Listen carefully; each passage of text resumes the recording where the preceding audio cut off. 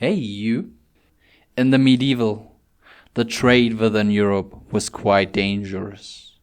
To protect themselves against pirates, thieves, but also to take advantage of scaling effects, merchants organized themselves in commercial and defensive confederations. One of the most powerful of them was the so-called Hanse, the Hanseatic League. You want to know more about it? Let's find out.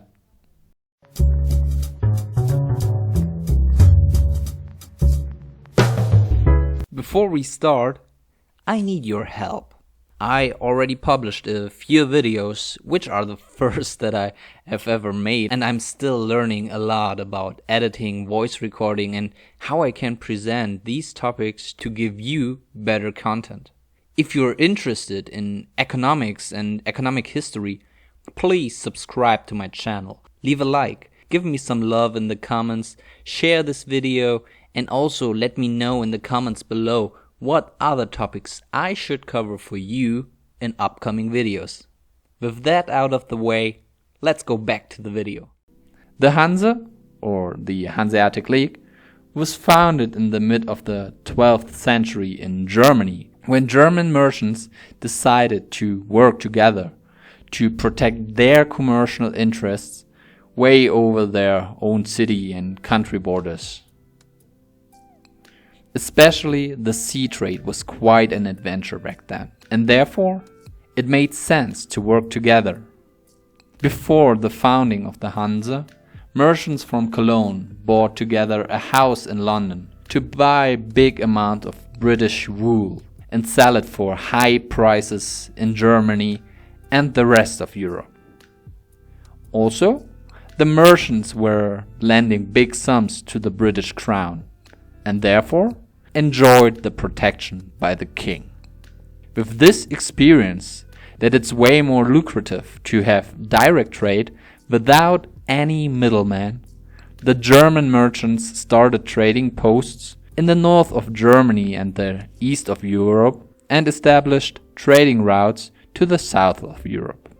Especially people from Gotland, who had contact to Russia, Sweden, Norway or Denmark, were good partners for the Germans.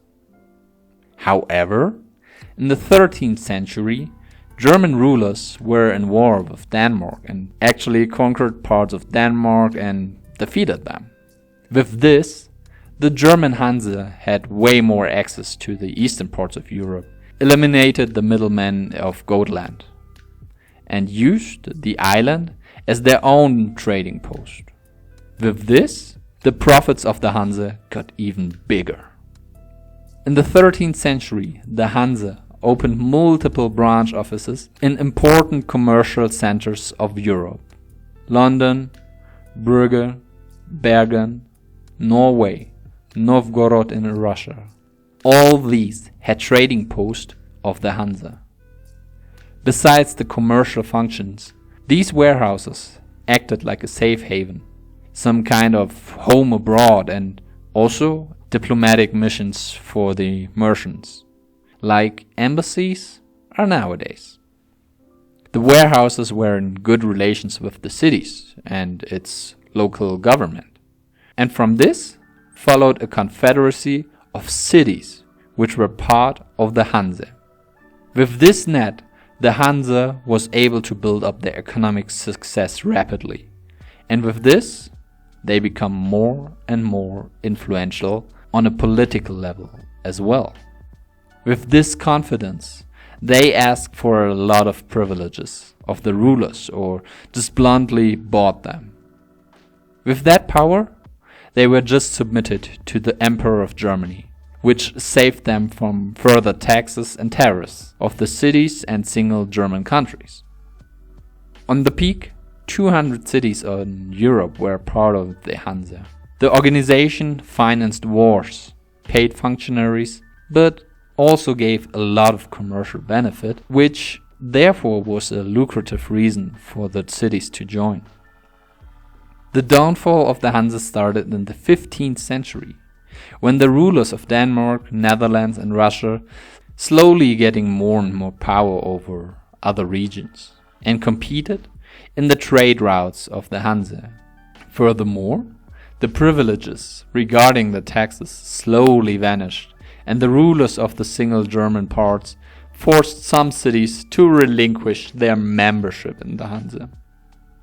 With the changing of political but also economical circumstances, it became more and more difficult for the members of the Hanse to decide on common rules and find solidarity within the group, which therefore weakened the Confederacy even more.